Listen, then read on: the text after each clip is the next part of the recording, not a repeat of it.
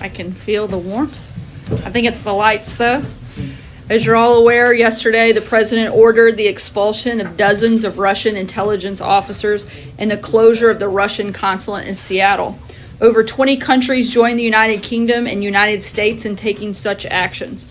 And in response to the president's leadership, several additional countries and NATO have followed up with similar actions since our announcement. As of this morning, over 25 countries all around the world have expelled 150 Russian intelligence officers hiding under diplomatic cover in their countries. As we have said before, the United States is open to building a better relationship with Russia, but the Russian government must understand that there are serious consequences for its destabilizing actions. This large and growing global response makes it clearer than ever that an improved relationship will only be possible if the Russian government changes its behavior.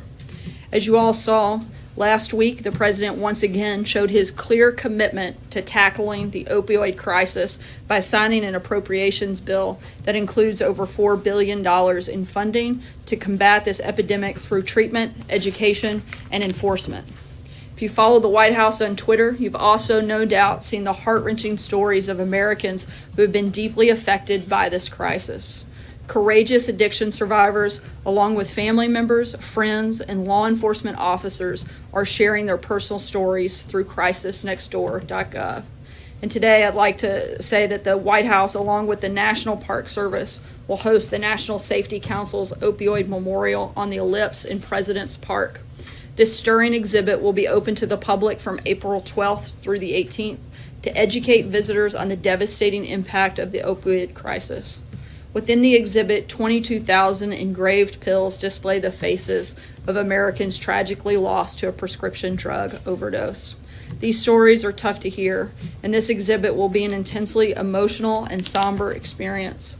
But it's also a reminder that lives are at stake and we must take action to end the plague of addiction that is ravaging communities all across our nation. And with that, I'll take your questions. Sarah. Thanks, Sarah. I wanted to talk a little bit about the census decision here. A lot of critics have concerns that including the citizenship question will discourage immigrants from participating. Can you talk us through how the government is going to address those concerns?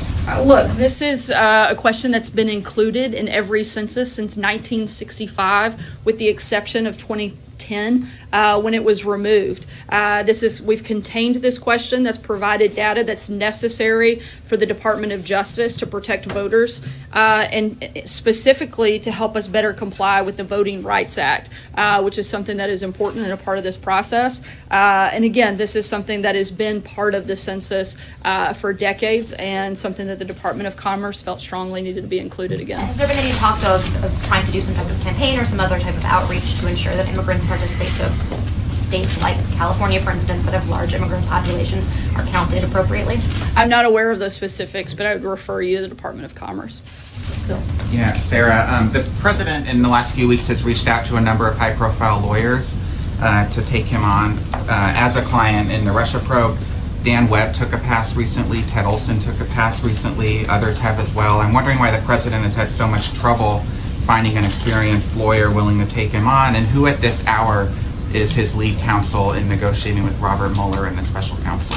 Look, the president has a highly qualified team with several individuals that have been part of this process, Ty Cobb, Jay Sekulow. For specific details on any search process outside of the White House, I would refer you to his outside counsel. His lead counsel now. I would refer you to outside of the White House. I would refer you to Jay Sekulow, who can address any detailed questions on that front.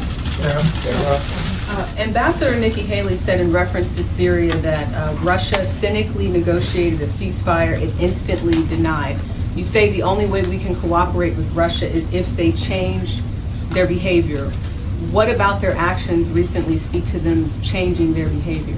I didn't say they had changed their behavior. I think that's why you're seeing the United States, along with over 25 other countries, step up and take action, and why we expect to see another of other countries follow our lead on that front. Thanks, Sarah. A question about Russia and a follow, if I might. On Russia, I heard you say previously that we as an administration have been exerting maximum pressure on North Korea, for example. I'm curious, is the administration applying maximum pressure on Russia. Do you believe that that's what's happening by way of what we saw yesterday and beyond? And if not, why not? We're certainly applying pressure on Russia. We're certainly encouraging and working with our allies and partners also to do so. And I think you've seen an unprecedented number of countries step up and join the United States in that effort. Let me ask a quick follow, if I might, and I understand the irony in asking you this, so if you'll indulge me anyway. The president, at least on social media, has been somewhat silent, dating back more than 15, 17 hours. And I only ask because with all the things going on, Russia and Stormy Daniels, usually he likes to communicate directly with the American people. He has chosen not to. Is that part of a new strategy that the White House is employing, or is it just the president taking a break? Look, the president's still been incredibly engaged. He gives us messages to come out and deliver on his behalf on the regular basis, but he's also put out a number of tweets over the last week, and I think you can expect that he'll continue to do that. Speaking of silence, we asked Raj yesterday why it is the president and those associated with him offer payments to people to essentially buy their silence. Raj said that false claims are settled out of court all the time. I'm hoping you can explain why the president's attorney paid Stormy Daniels $130,000 in the days before the election if her claims were false. Look, that's a question you would have to ask the president's attorney. I certainly can't speak for him. I can only speak on behalf of the White House. The president's attorney's not here, and you, as you say, you do speak for the president. Can you explain why this payment was made in the week before the election? Look, I can tell you that the president's denied the allegations. Anything beyond that, I would refer you to the president's outside counsel and his attorney, David Schwartz. One more question, if I may, on this topic. The president's attorney, Michael Cohen, there was a line for DD that Donald Trump was supposed to sign. Why did he not sign on that line on the NDA? Once again, I would refer you to the president's outside counsel on that matter. I can't speak to it. There, one very concluded follow-up and then one on this census. To be clear, he continues to deny the fundamental charge that she has, which is that she had this sexual encounter with him in 2006. He denies that? Yes, the president has denied those allegations. And on the census, Sarah, what do you say to critics who argue that ultimately this is a way to target immigrants, that it's going to be fewer resources for immigrant communities? Once again, I would argue that this has been practice of the United States government.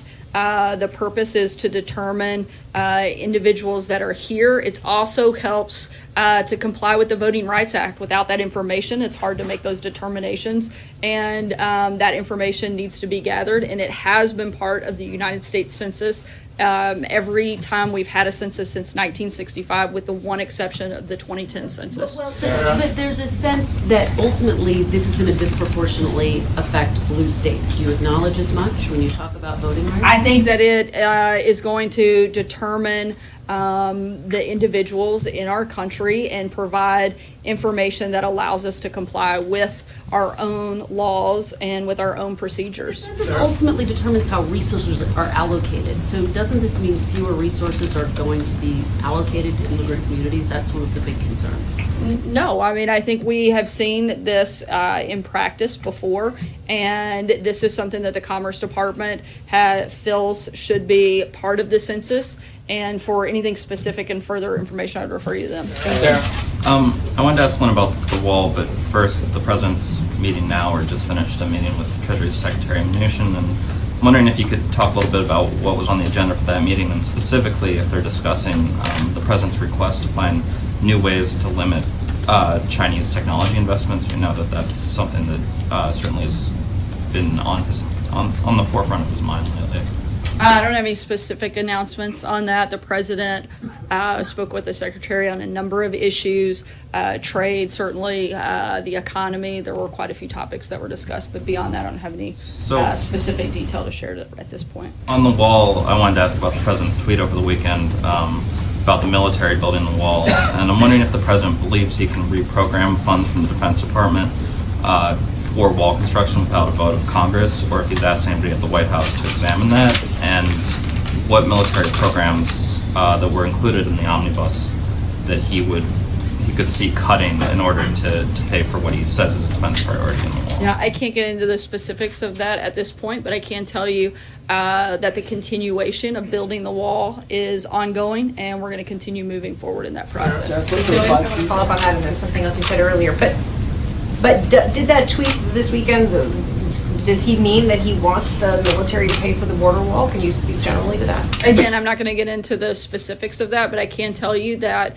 the wall is continuing to be built currently, and we're going to keep pushing forward until it's fully completed in the way that the president feels is necessary to defend the country. And isn't it true at this point that Mexico is just not going to pay for that wall? I'm not going to go beyond what the president's already said. I think he still has plans to look at potential ways for that to happen. You had said earlier that the president gives you messages to come up here and convey to the American people.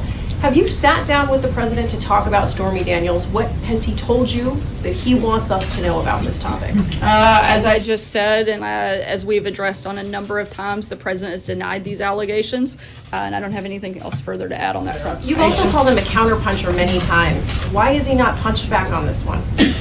Look, the president, I didn't say he punches back on every single topic. If he did, he would probably be addressing a lot of the stories that most of you write every single minute of every single day. He also has a country to run, and he's doing a great job with that. That's why the economy is booming. ISIS is on the run. We're remaking the judiciary. He's focused on pushing his agenda through. Sometimes he chooses to specifically engage and punch back, and sometimes he doesn't. Aisha. Thank you. So dozens of Chinese naval vessels and an Chinese aircraft carrier participated in exercises in the South China Sea in a large show of force. Does the U.S. have any response to these exercises that they're participating in? Has the U.S. government been monitoring what's going on there? And does the U.S. have any concerns? We're always monitoring these situations, but I don't have anything specific to announce at this point. David? So the New York Times reports that President Trump is still speaking with Rob Porter and has even talked about bringing him back to the White House. Is that true? There are no plans for him to come back. They have spoken one time. I'm not aware of any other conversations beyond that. Just one time since his departure. Jeff? Sarah, That I'm aware of, David. Just one time. I still don't know that I understand why the president's response has been so different in this case. On October 13th, 2016, he said these claims are all fabricated. The next day, he said I have no idea who these women are, they're lying. Mrs. Trump has said he will push back 10 times as hard, no matter if you're a man or a woman, he treats everyone equal.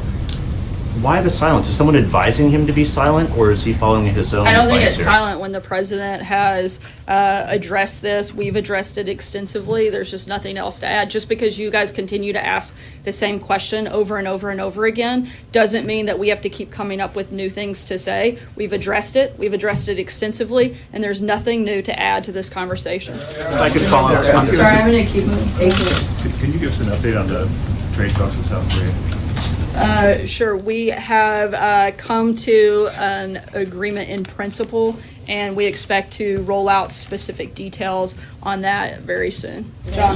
Thanks a lot, Sarah. Back to the border wall, which of course was one of the president's biggest campaign promises. $655 billion has been earmarked for defense spending in the omnibus spending bill, and the president appears to believe that he can take some of that money to build the border wall with Mexico. Is the president aware that he would be overstepping his executive authority if he did such a thing without congressional approval? As I said, I don't have any specific announcements or details on that front at this Has point. the White House counsel informed him that, notwithstanding that tweet that he put out over the weekend, it may be unconstitutional to do what the president is contemplating? The president would certainly work with White House counsel to make sure any action he takes is fully within his rights and his executive authority. Fred? Thanks, Sarah. On Kim Jong-un, has President Trump been briefed on the North Korean leader's reported trip to China? And does this affect the way in which he is preparing for a potential summit with Kim Jong-un in the future? The president is obviously being kept up to speed on a number of fronts when it comes to North Korea and preparations. But as of right now, I'm not in a position to confirm or deny those reports from the podium. And if I could follow up briefly on the question about the border wall, could you give us a few specific ways in which the president is still considering having Mexico pay for the wall? I think a lot of the base is wondering, and a lot of his supporters have come out and asked questions. People such as Ann Coulter have said that the president is not keeping his promise on this. So I'd like to ask you, what ways is he considering to have Mexico pay for the wall? When we have an announcement on that, I'll let you know. John? Thank you, Sarah. One question. Secretary Ross, while he was in business school, worked on the 1960 census when this question about citizenship was included. Is this his idea to revive it after 22 years, or did that originate in the White House? This is something that the Department of Commerce oversees, but it also takes into account suggestions and recommendations from the Department of Justice and others. The Department of Justice certainly played a role in this process. But not the White House? I'm sorry? Not the White House? The White House supports it, but the decision was made at the department level. George? Thanks, Sarah. Jared Kushner's attorney said yesterday that the White House counsel had conducted an investigation into loans that were given by companies, executives he met with. They cleared him, said no issues were involved. Can you confirm that there was an investigation and that the counsel's office cleared those loans?